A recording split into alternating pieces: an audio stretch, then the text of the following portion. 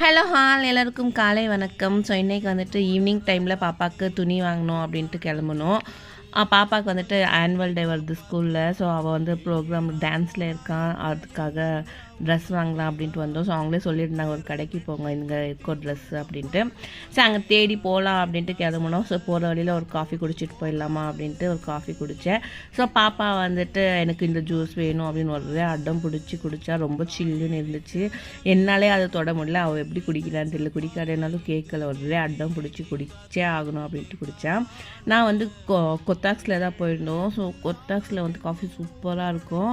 இங்கே பிராஸில் கொடுப்பாங்க, பிராஸ் கிளாஸில். பட் ஆனால் அன்றைக்கி வந்து தண்ணி வரல, ஸோ அது வாஷ் பண்ண முடியல அப்படின்ட்டு பிளாஸ்டிக் கப்பில் தான் கொடுத்தாங்க, பேப்பர் கிளாஸில். ஸோ அதை குடிச்சிட்டு அதுக்கப்புறமா கிளம்பணும். ஸோ கடை போய் தேடி பிடிச்சி வாங்கியாச்சு. வாங்கிட்டு வெளியே வந்துட்டோம். ஸோ வந்ததுக்கப்புறம் ஃபோன் வந்துச்சு. ஒரு 10 நிமிஷம் அந்த வண்டியில் உக்காந்துட்டு இருந்தேன்.